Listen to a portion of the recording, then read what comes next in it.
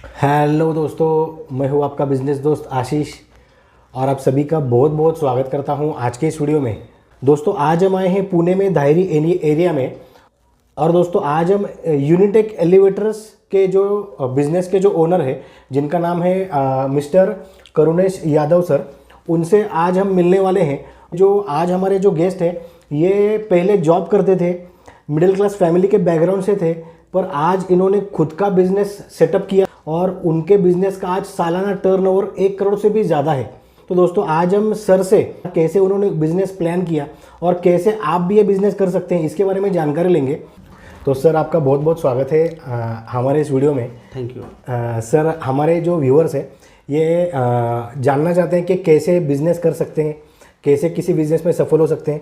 तो आज हम आपके बारे में थोड़ी जानकारी लेंगे कि कैसे आपने ये बिजनेस किया, ताकि लोगों को भी थोड़ा मोटिवेशन मिल सके। 2011 से हम जॉब करते थे। अच्छा। और 2016-17 से हमने ये बिज़नेस स्टार्ट किया। और सर, जॉब कौन से फील्ड में करते थे? मतलब जॉब तो हम इसी फील्ड में करते थे, एलिवेटर फील्ड में। एलिवेटर फील्ड में जॉब करते थे। अच्छा, और वहाँ पे कौन सा, मतलब आपका पोस्ट कौन सा था? मतलब सेल्स एग्जीक्यूटिव। सेल्स एग्जीक्यूटिव में थे। अच्छा सर, अभी आपका एग्जैक्ट बिजनेस क्या है और कौन सी सर्विसेज आप देते हैं? लिफ्ट इंडस्ट्री में अच्छा। जो पैसेंजर लिफ्ट या गुड्स लिफ्ट या कार लिफ्ट जो होती है, वो हम इंस्टॉलेशन करते हैं। अच्छा। सर्विस देते हैं। और मॉडिफिकेशन करते हैं। अच्छा, करते हैं मॉडिफिकेशन मतलब क्या होता है? कि जब 4 साल या 5 साल के बाद उसमें कुछ ऐसे बड़े पार्ट जो चेंज करने रहते हैं, उसको मॉडिफिकेशन बोलते हैं। अच्छा। तो वो भी करते हैं। तो वो अपने कंपनी का भी हम करते हैं और दूसरे कंपनी का भी हम करते हैं। अच्छा, मतलब कोई दूसरे कंपनी का लिफ्ट बिट है तो भी आप उसका भी मॉडिफिकेशन करते हैं, काम करते हैं, उनकी भी सर्विस देते हैं उनको। अच्छा सर, अभी जैसा आपने कहा कि आप पहले जॉब करते थे, तो आपने मतलब जॉब छोड़ के बिजनेस क्यों किया? जॉब छोड़ के बिजनेस करने के लिए एक तो ग्रोथ हो नहीं सकता था सर्विस में। दूसरा नंबर ये था कि मुझे खुशी होती थी, मतलब काम करने के लिए ये फील्ड हमको अच्छा लगा कि नहीं, इसमें हम कुछ कर सकते हैं। तो हमने किया कि शुरू कर सकते हैं इसको। बराबर। तो मतलब सैलरी वगैरह कम थी, ऐसा कुछ कारण था? सैलरी से ज़्यादा प्रॉब्लम ये था, खुशी कि हम खुद का करें। क्योंकि जो कुछ वहाँ पर हमने देखा था काम करते हुए, वो मुझे पसंद नहीं आता था। तो हमने बोला कि हम खुद इसमें कुछ नया करके दिखा सकते हैं। तो अभी आप तो सेल्स में थे, तो क्या इसका मतलब बाकी टेक्निकल नॉलेज भी था आपको, मतलब ऐसा? नहीं, टेक्निकल नॉलेज तो सेल्स में रहते रहते ही हमने किया। अच्छा। इंस्टॉलेशन के साइट पे जाना, वहाँ पर चेक करना, उनके साथ बैठना, और जो इंस्टॉलेशन के जो वर्कर थे या एरेक्टर थे, तो उनसे बात करना, उनसे जानकारी लेना।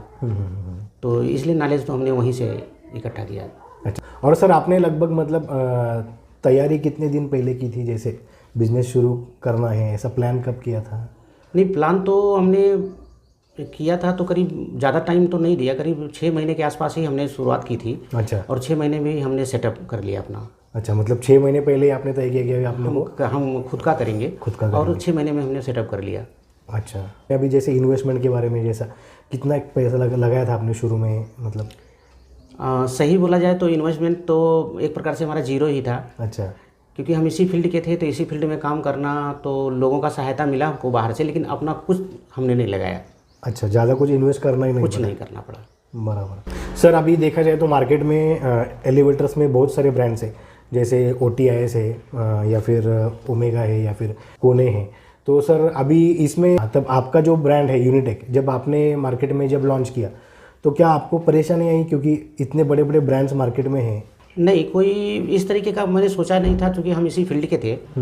तो हम समझते थे कि उनका जो MNC कंपनी है, उनका शेयर अलग होता है मार्केट में, और हमारा शेयर अलग है। अच्छा, मतलब ये जो बड़े बड़े ब्रांड्स हैं उनके कस्टमर्स अलग होते हैं? उनके कस्टमर अलग होते हैं। और आपके मतलब जो इंडियन ब्रांड्स हैं उनके कस्टमर्स अलग होते हैं? क्या फ़र्क होता है, मतलब कौन से कस्टमर इंडियन ब्रांड्स को प्रेफर करते हैं? पहला फर्स्ट नंबर तो ये होता है रेट का।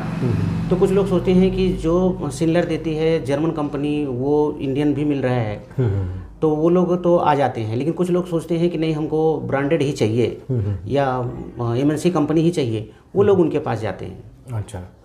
और इसमें लगभग सर रेट में कितना फ़र्क पड़ता है, अगर कोई MNC कंपनी का बिठाता है और कोई इंडियन कंपनी का? रेट में एक तो कम से कम 1/4 का डिफरेंस आता है मिनिमम। अच्छा। और उनका जो सर्विस कास्ट है वो सबसे अधिक है। अच्छा। उदाहरण की अगर 5 लाख का उन्होंने लिफ्ट बिठाया है तो अगले 5 साल में 5 लाख रुपया और वो कस्टमर से ले लेंगे सर्विस के उसमें। सर्विस में, अच्छा। और वो 5 लाख का लिफ्ट आपके इसमें कितने में बैठता है?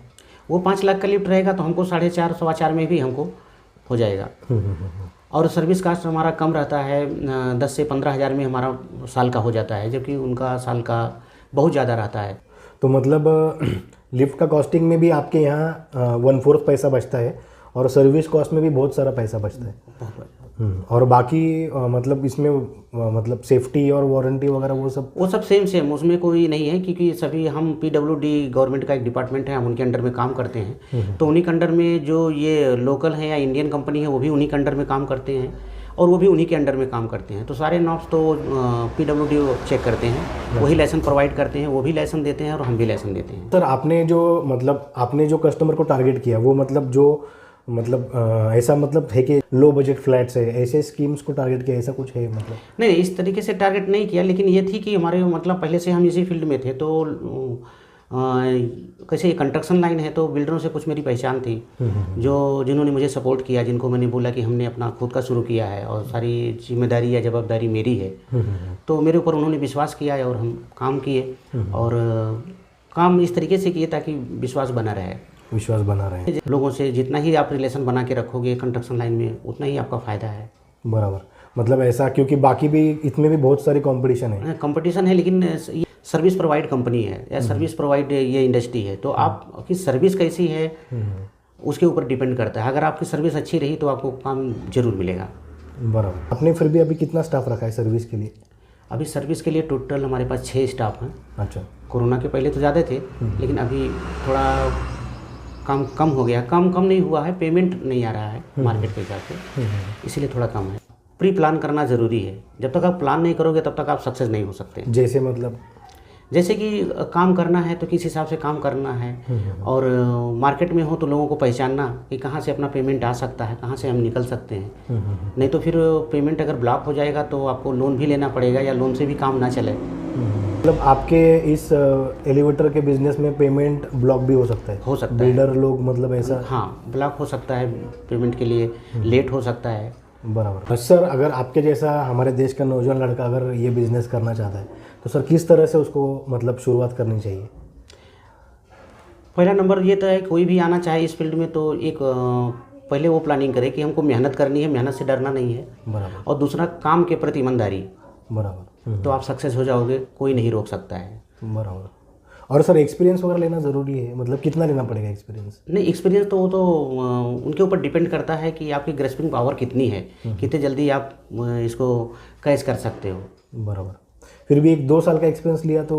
नहीं, इसको टाइम बाउंड नहीं कर सकते। कभी 6 महीने में भी आप कर सकते हो, 2 साल में भी नहीं कर सकते हो। टाइम बाउंड तो बिल्कुल नहीं कर सकते। टाइम बाउंड आपके ऊपर डिपेंड करता है आप कितना मेहनत करना चाहते हो। बराबर। और इसमें जैसे लिफ्ट इंस्टॉलेशन और मेंटेनेंस के बिजनेस में मतलब एग्जैक्टली जैसे सभी जगह से अलग अलग जगह से मोटर हो गई या फिर आपका वो कंपार्टमेंट वो हो गया, ऐसा मतलब लाके उसको असेंबल करके इसी तरह से काम होता है? सही है। हाँ, मैन्युफैक्चर कंपनियों से लेना पड़ता मटेरियल और लाके फिर अभी यहाँ पर हमको असेंबल करना पड़ता है। बराबर। सर अगर कोई आज मतलब 2021-22 में अगर ये बिज़नेस शुरू करना चाहता है तो सर कम से कम कितनी इन्वेस्टमेंट करनी पड़ेगी इस बिज़नेस के लिए? 5 से 10 लाख रुपये तो खर्च करना पड़ेगा ऑफिस स्टाफ रखने के लिए और एरेक्टर को रखने के लिए जो काम करते हैं इंस्टॉलेशन का, सर्विस के लिए। इसके बाद काम आएगा तो फिर आपका रूलिंग चालू। अच्छा, मतलब ऑफिस एक लेना पड़ेगा? ऑफिस लेना पड़ेगा। और कम से कम कितना स्टाफ लगता है इसके लिए? मिनिमम एक ऑफिस संभालने के लिए और बाहर काम करने के लिए 2। हाँ, तो 2 से 3 स्टाफ के साथ शुरुआत कर सकते हैं। बराबर। और सर इसमें लगभग कितना % प्रॉफिट मिलता है इस बिज़नेस में? प्रॉफिट वो डायरेक्टली तो नहीं बोल सकते, लेकिन आपके काम के ऊपर है। काम जितना ज़्यादा आएगा तो प्रॉफिट के हिसाब से वो शेयर आप बढ़ता है। हाँ, करीब से 15 से 20% तो 15 से 20% प्रॉफिट मिलता है। सर अगर देखा जाए तो क्वालिटी वाइज ये जो बाकी जो ब्रांड्स है इंटरनेशनल ब्रांड्स, इसमें और इंडियन ब्रांड्स में क्या कोई फ़र्क रहता है? नहीं, फ़र्क तो काम में तो कुछ नहीं रहता है। सिर्फ फ़र्क ये रहता है कि उनका एक ब्रांड है, MNC हैं, बाहर के हैं, तो इसलिए वो तो महंगा देंगे ही। ये वरना एक प्रकार से देखा जाए तो प्लस पॉइंट इंडियन कंपनियों से करना रहता है, क्योंकि इंडियन कंपनी कभी ऐसे बाउंड नहीं रहता उनका कि इतनों दिनों बाद हम लिफ्ट को निकाल देंगे, फेंक देंगे और दूसरा हम इंस्टॉल करेंगे। इनका फिक्स रहता है 5 साल बाद ये मॉडिफिकेशन में लेते हैं, और 10 से 12 साल में ये बोलते हैं कि अब लिफ्ट बेकार हो गया, सारी मटेरियल फेंक देते हैं, नया इंस्टॉलेशन करते हैं। अच्छा। जबकि इंडियन का रहेगा तो कम से कम 20 साल 25 साल की भी लिफ्ट आज हम देखते हैं चालू है मार्केट में। बराबर। अगर हमारे व्यूअर्स में से अगर कोई लिफ्ट इंस्टॉल वगैरह करना चाहता है तो आप कहाँ कहाँ तक सर्विसेज दे सकते हैं? ऑल महाराष्ट्र का तो हमारे पास लाइसेंस है, तो ऑल महाराष्ट्र में तो कहीं भी हम दे सकते हैं। तो दोस्तों, अगर आपको लिफ्ट से रिलेटेड अगर इंस्टॉलेशन, मेंटेनेंस ऐसा कुछ काम चाहिए तो आप सर से कांटेक्ट कर सकते हैं। डिस्क्रिप्शन में मैं सर का फ़ोन नंबर और एड्रेस दे दूंगा, आप कांटेक्ट करके लिफ्ट इंस्टॉलेशन का काम करा सकते हैं। सर, अभी आपके कितने कस्टमर्स हैं पुणे में? क्योंकि एक कस्टमर का कैसे होता है, ये बिल्डर लाइन है तो एक साल में एक बिल्डिंग होती है, दूसरे साल में दूसरी हो जाती है। बराबर। तो कस्टमर तो वही रहता है। बराबर। और इसमें कैसे अगर रिटर्न बिजनेस आपको आता है तो ये समझिए कि हम सही लाइन पे चल रहे हैं। अगर कोई आपको धंधा देना बंद कर देता है तो समझिए कि आप कहीं तो कुछ गलत किए हैं। अच्छा। तो रिटर्न बिजनेस पे डिपेंड है, जितने कस्टमर हैं उन्हीं को संभाल के रखो और आगे के कस्टमर लेके आओ। बराबर। लेकिन अपने पास जो कस्टमर हैं उनको जाने नहीं देना। बराबर। सर, अभी आपने लगभग पुणे में और आसपास महाराष्ट्र में लगभग कितने लिफ्ट बिठाए हुए हैं? अभी टोटल मिला के हम 100 से ऊपर हमने लिफ्ट इंस्टॉलेशन की है, और आजकल मेंटेनेंस में मेरे 135 लिफ्ट हैं। अच्छा, 100 से ज़्यादा लिफ्ट आपने बिठाए हैं? हाँ, महाराष्ट्र में? महाराष्ट्र में। और 135 का आपके पास मेंटेनेंस में है। बराबर। पहले स्टार्टिंग में आप ये मत सोचो कि हमको क्या पैसा मिल रहा है, पैसे के ऊपर मत जाओ, सर्विस दो, बाद में वो आपको प्लस पॉइंट हो जाएगा, आपको पैसा भी मिलेगा और सर्विस भी मिलेगी। सर, शुरू में ऐसा मतलब कम रेट में या फिर जीरो प्रॉफिट में, कम प्रॉफिट में, क्या ऐसा काम करना ज़रूरी है? नहीं, बिल्कुल नहीं। क्योंकि जीरो प्रॉफिट में आप काम करेंगे तो आप आगे नहीं चल सकते हो। बराबर। आपको ऑफिस चलाना है और इंस्टॉलेशन के और स्टाफ का पेमेंट देना है, ऑफिस का खर्च है, तो वो अगर जीरो में गए तो फिर वो नहीं चलने वाला है। तो 15 से 20% मार्जिन रख के ही आप काम शुरू करो। बराबर। क्योंकि आजकल सर क्या हो गया, मार्केट में इतनी ज़्यादा कंपटीशन है, उसके चक्कर में लोग रेट कम करते हैं तो उसमें क्वालिटी भी डाउन हो जाती है। तो जो अच्छा काम करते हैं वो उनको लगता है कि हम कैसे सस्टेन कर पाए, ऐसी समस्या आती है। नहीं, थोड़ी प्रॉब्लम तो होती है कि मटेरियल का कि आप, लेकिन उसके साथ क्वालिटी के साथ कंप्रोमाइज़ मत करो। बराबर। क्वालिटी के साथ कंप्रोमाइज़ नहीं करोगे तो आज नहीं तो कल आगे आप निकल जाओगे। अगर क्वालिटी के साथ कंप्रोमाइज़ किए आप तो फिर नहीं निकल पाओगे, क्योंकि आप कस्टमर आपके हाथ से जाएगा। बराबर। और सर, लिफ्ट का लगभग खर्चा कैसा होता है, मतलब इसका कॉस्टिंग कितना पड़ता है? जैसे अब एग्जांपल बताइए, एक साधारण सा लिफ्ट बिठाने के लिए G+5 का तो 5 लाख रुपए। अच्छा, उससे ज़्यादा मतलब ऐसा? अब उसमें ज़्यादा तो उसके ऊपर लिफ्ट के मटेरियल के ऊपर है कि दरवाज़ा कौन सा रहेगा, केबिन कौन सी रहेगी, एसएस में है, एमएस में है, और फ्लोर वाइज जैसे जैसे फ्लोर बढ़ता जाएगा वैसे वैसे पैसे भी बढ़ते जाएंगे। तो एक फ्लोर को लगभग कितना पड़ता है? एक फ्लोर का 20,000 रुपये। 20,000 रुपये पड़ता है।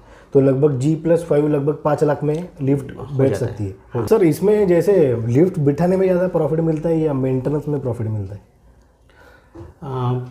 मेंटेनेंस कैसे रहता है, कंटिन्यू वो रेगुलर चालू रहता है। और लिफ्ट का कैसे मार्केट में अप डाउन हो सकता है कि काम रहे, कम रहे काम, ज़्यादा रहे काम, ये प्रॉब्लम आ सकती है आपको। लेकिन मेंटेनेंस का आपको परमानेंट उतना ही काम रहेगा। मतलब मेंटेनेंस का जैसे अंडे देने वाली मुर्गी जैसा मेंटेनेंस का है? सेम कि अंडे देने वाली मुर्गी है कि अंडा देती रहेगी, आप खाते रहो, हर महीने चलता रहेगा। और सर, अगर कोई ये बिजनेस करता है लिफ्ट इंस्टॉलेशन का तो लगभग सर कितना पैसा इसमें मिल सकता है? कि अगर कोई शुरू करता है तो स्टार्टिंग की जो कितना वो कैपिटल डाल के काम शुरू कर रहा है, उसकी मेहनत क्या है, फिर भी 5 से 6 लाख रुपए साल में तो निकल जाएंगे आपके। 5 से 6 लाख रुपए तो निकल ही जाएंगे। हाँ। और सर, जैसे इस बिज़नेस को सस्टेन रहने के लिए, जैसे आपके स्टाफ की सैलरी हो या फिर आपके जो खर्चे हो मेंटेनेंस की, उसके लिए सर लगभग कितना मतलब ऐसा सेल होना चाहिए या फिर कितना टर्नओवर होना चाहिए साल का? देखिए, मिनिमम टर्नओवर तो 50 लाख होना चाहिए, और वो इजीली हो जाता है, इतना कोई प्रॉब्लम नहीं आता अगर आपने मेहनत किया तो। बराबर। 50 लाख का टर्नओवर होता है तो सब खर्चे निकल जाते हैं। दोस्तों, ये थे करुणेश यादव सर, यूनिटेक एलिवेटर्स के मालिक। डिस्क्रिप्शन में मैं सर का फ़ोन नंबर दे दूंगा। दोस्तों, आशा करता हूँ आज के इस वीडियो से आपको थोड़ी बहुत नॉलेज मिली होगी। अगर आपको ये वीडियो पसंद आई है तो इस वीडियो को लाइक और शेयर कीजिए। तो दोस्तों, मिलते हैं अगले वीडियो में एक नए बिजनेस आइडिया के साथ, एक नए टॉपिक के साथ। तब तक के लिए गुड बाय दोस्तों, एंड टेक केयर।